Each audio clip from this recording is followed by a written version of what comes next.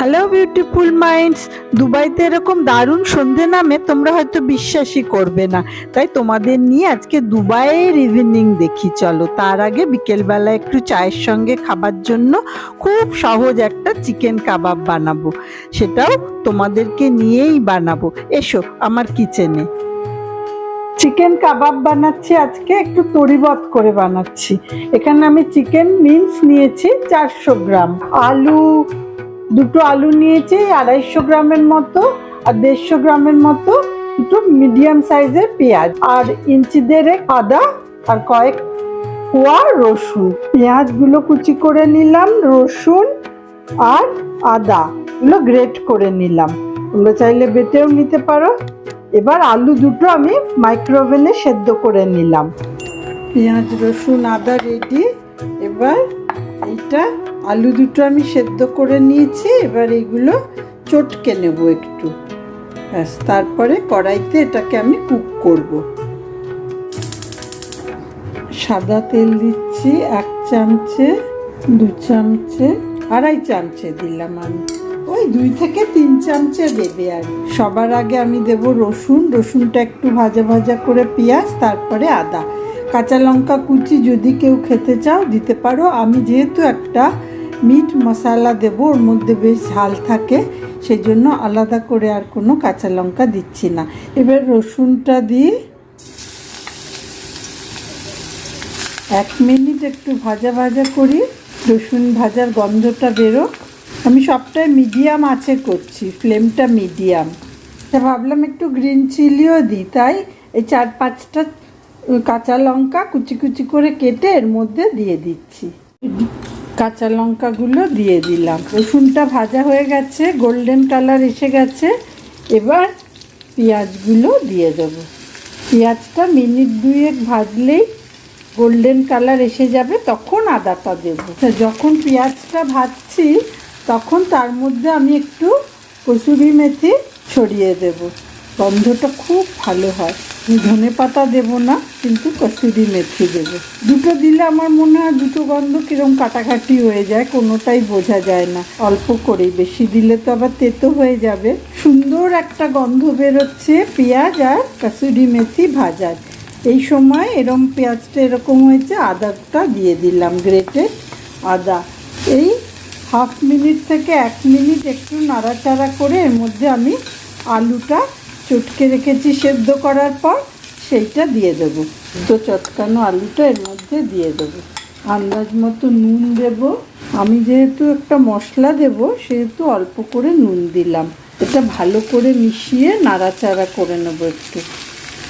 আলুটা এইরকম ভাজা ভাজা করতে হবে, এটাই হচ্ছে আসল স্বাদটা, এতেই হবে। একটা অন্যরকম মানে দারুণ একটা স্বাদ হয় এতে। এই যে আলুটা আমি আলাদা করে ভেজে নিলাম, সেদ্ধ আলুটা, পেঁয়াজ রসুন আদা কাঁচা লঙ্কা এইসব দিয়ে, এটাতেই কিন্তু স্বাদটা চেঞ্জ হয়ে যাবে। চিকেন মিন্সের বদলে মাটন মিন্স দিয়েও করা যায়। মাটন মিন্সের সঙ্গে এই আলুটা মিশিয়ে কাবাব তৈরি করে ভাজতে হবে। হয়ে গেছে আমার ভাজা, আমি বেশ মিনিট 5 ধরে ভাজলাম এটাকে। চিকেন মিন্সটার সঙ্গে আলু সেদ্ধ ভাজাটা মিশিয়ে নেব।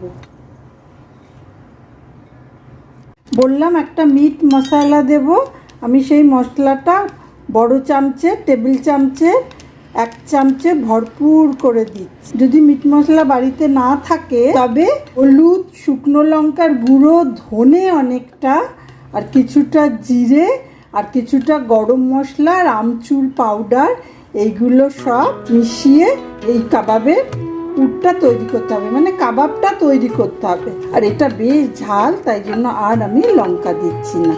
এবার খুব ভালো করে মেখে নিচ্ছি। এই মাখার সময় আমি ছোট চামচের 1 চামচ রোস্টেড বেসন, বেশি দিলাম না, কারণ কি তাহলে আবার বেসনের গন্ধটা করবে, তাই জন্য আমি অল্প একটু বাইন্ডিংয়ের জন্য দিলাম। যদিও আলুতে যথেষ্ট বাইন্ডিংয়ের কাজ করে দেয়। একটুখানি নুনটা দেখে নিতে হবে, মিষ্টি আর দিই না, কারণ কি পেঁয়াজে খুব ভালোই মিষ্টি মিষ্টি ভাব হয়। এই মাখাটাকে আমি কিছুক্ষণ ফ্রিজে রেখে দেব, টিন ফয়েল দিয়ে ঢেকে নিই। ঘন্টা দুয়েক কি তারও বেশি রাখতে পারো, যে যেরকম সুবিধা। সঙ্গে সঙ্গেও করা যায়, কোনো অসুবিধা নেই, কিন্তু একটু বেশিক্ষণ ফ্রিজে রাখলে কি হয়, বাইন্ডিংটা খুব ভালো হয়। তো আপাতত এটা ফ্রিজে রাখছি।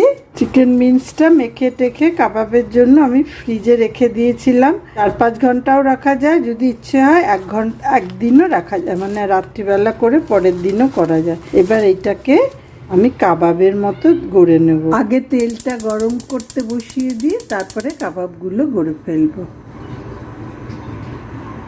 ডোবা তেল তো নয়, কিন্তু খুব কম তেলও দিলাম না। আমি এই ভাজার তেলটার মধ্যে 1 চামচে ঘি দিয়ে দিলাম, গন্ধটা বেশ ভালো হয়। 1 চামচে মানে চায়ের চামচের 1 চামচে, 1 টিস্পুন। তেলটা গরম হতে থাক, আমরা কাবাবটা তৈরি করে ফেলি। হাতে একটু জল দিয়ে কাবাবটা গড়ে নিলাম। এবার তেলও রেডি, ভেজে ফেলবো।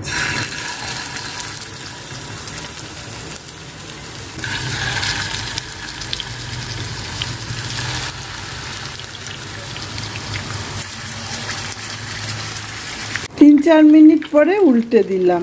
দেখেছো, বাইন্ডিং কোনো কিচ্ছু হবে না, শুধু আলু চিকেন, মানে চিকেনের মধ্যে বাইন্ডার হিসেবে যেটা ইউজ করেছি সেটা হচ্ছে আলু। শুধু একটু ফ্রিজে রেখো কিছুক্ষণ, ফ্রিজে কিছুক্ষণ রাখলেই এইরকম হয়ে যাবে, একটুও ছেড়ে যাবে না। এই এক পাশটা 3-4 মিনিট উল্টে দিয়ে এই পাশটা 3-4 মিনিট, ব্যাস হয়ে গেল। ওই পাশটা 3-4 মিনিট হওয়ার পর, এই ভাজার পর হয়ে গেছে। এবার তুলে ফেলবো। আমি পুরো জিনিসটাই কিন্তু কম আঁচে করেছি। এবার তুলে ফেলি।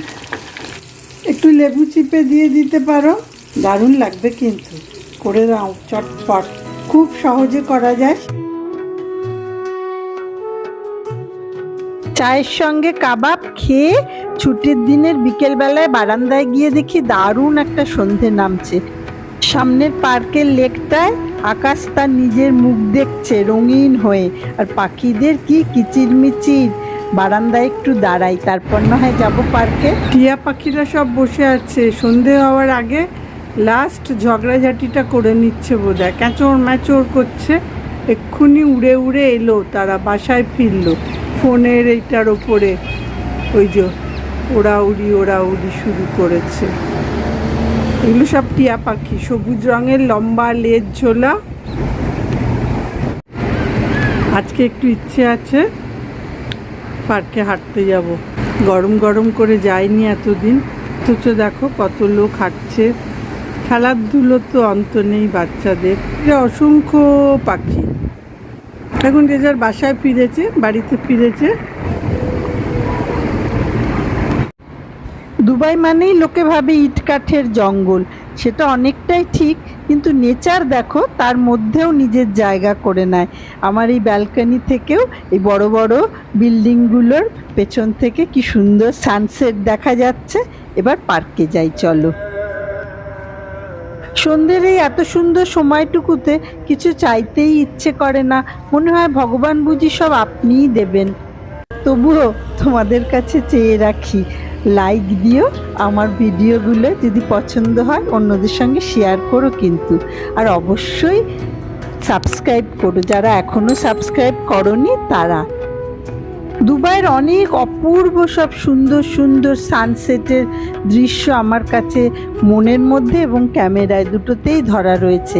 আর একদিন তোমাদের সঙ্গে শেয়ার করব, তখন তোমরা দেখো আর ভেবো যে ওমা দুবাই বুঝি এত সুন্দর জায়গা, তবে তো যেতেই হয় একবার। আজকের মতো টাটা।